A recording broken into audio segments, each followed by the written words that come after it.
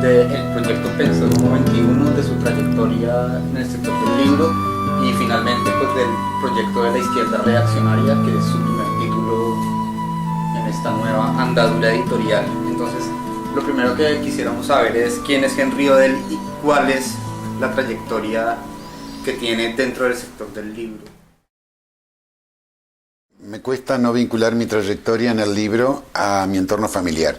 Mi abuelo fue editor, mi padre fue editor y librero, y yo empecé como librero para luego convertirme en editor.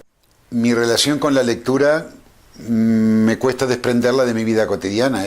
Era plan, por ejemplo, con amigos o con una prima que era de mi edad también, pasarnos los fines de semana o días de verano en que nuestro ocio era estar sentados uno al lado del otro leyendo. Cuando estaba en mi etapa universitaria, mi primer trabajo fue en una librería y realmente me entusiasmó por dos razones. Primero, porque inauguré el horario nocturno de una librería en la calle Corrientes y tenía todo ese misterio de la calle Corrientes de Buenos Aires y estar en días de semana abiertos hasta las 12 de la noche y el sábado hasta la 1 de la mañana. Era un público muy diferente al público de diario. Y tuve oportunidad de conocer a gente muy interesante y realmente lo disfruté mucho. Poco a poco ya fui asumiendo luego más responsabilidades en la librería y ya con los años pues pasé a hacer el horario habitual de día porque me responsabilicé de las compras y luego ya empecé a formar parte del staff directivo. Hasta que en el año 77 me trasladé a México y en México fue donde tuve una experiencia más ligada a la distribución porque estuve trabajando con una empresa que estaba de alguna manera asociada con el grupo editorial en el que yo trabajaba en Argentina y mi función era la de promover ese fondo editado en Argentina en Ciudad México. Hay muchos libreros y yo creo que fui uno que a medida que se van entusiasmando cada vez más con su trabajo, aspiran a convertirse en editores. Y esta expectativa de convertirme en editor, yo diría que se empezó a consolidar en mi etapa mexicana. Ahí empezamos, era una etapa de años fines de los 70, evidentemente muy impregnada de política e ideología, y empezamos a alimentar, junto con un grupo de amigos y compañeros, la idea de formar una editorial para empezar a dar a conocer textos que considerábamos eran importantes. Fue un proyecto, nunca se llegó a concretar, por lo menos de forma colectiva, y en medio de ese proceso me trasladé a Barcelona. Y en Barcelona yo llegué con una gran expectativa por introducirme en el mundo editorial. No fue fácil, más bien no pude hacerlo al principio. Y como encontraba dificultades para hacerlo, pues empecé a desarrollar mis propias iniciativas. La primera, que yo recuerdo con mucho cariño, era la de fundar una librería sin local. A raíz de contactos de latinoamericanos y españoles en otros países europeos, ellos me plantearon la necesidad de poder adquirir libros a precios españoles, porque en Alemania, en Francia o en Suecia, el coste de los libros importados desde España era altísimo. Y entonces yo empecé a operar, compraba libros a precio español, se los facturaba a ellos a precio español y yo conservaba un margen de librería. Y en este proceso, afortunadamente, encontré la complicidad de muchos distribuidores que aceptaron darme un descuento de librería sin que yo tuviera un local como tal. Supongo que les habrá hecho ilusión, pensarían que sería una venta marginal, pero de hecho durante unos cuantos años fue una tarea que desarrollamos, ¿no?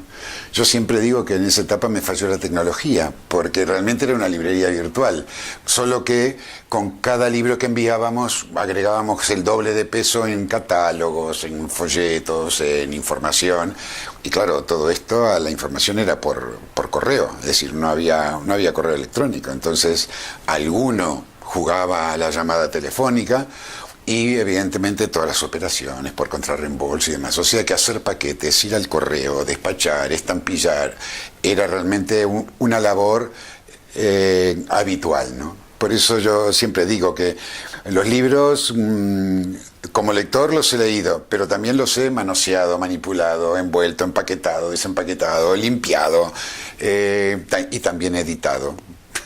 Y lamentablemente también liquidado, cuando ya se hace insostenible el tener stocks como editor. O sea que ha habido un paso a través de distintos eslabones de la cadena, ¿no? Yo creo que de alguna manera fui recorriendo los distintos eslabones de la cadena.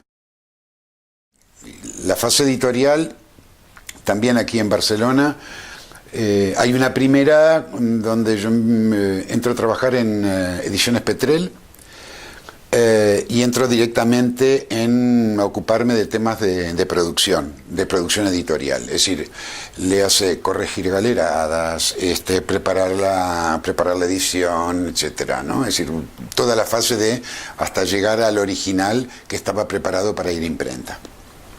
Las famosas hojitas de papel recortadas con las páginas, etcétera.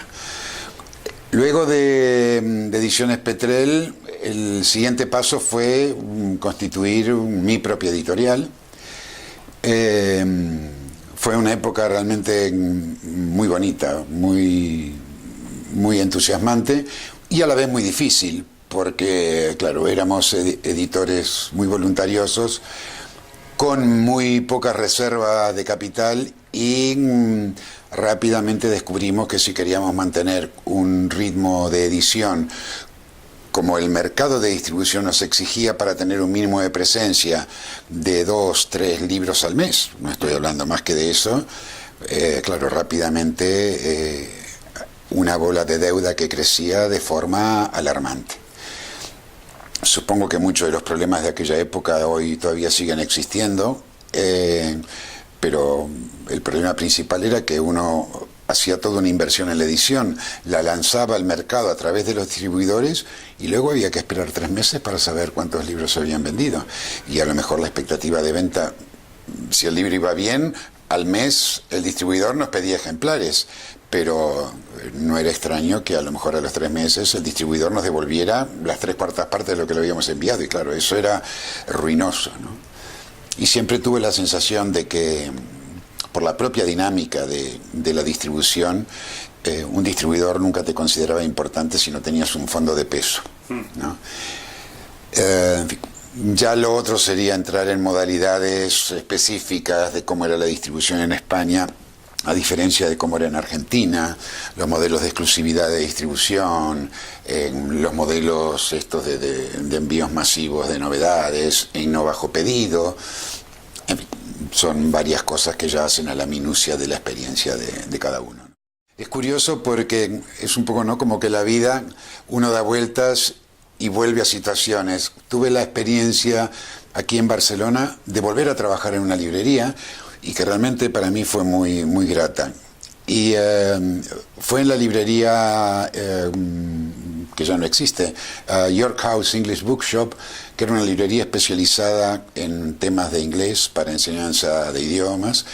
En ese momento, gran parte de su éxito y su crecimiento se debió a que las librerías normales no vendían textos en inglés, o sea que concentraba un mercado importantísimo, ¿no? Yo realmente me llevé verdaderas sorpresas con las cifras de facturación en mostrador un sábado a la mañana de lluvia, por ejemplo, ¿no? Decíamos a modo de broma, estos ingleses cuando llueve dicen qué buen día para salir a comprar, ¿no?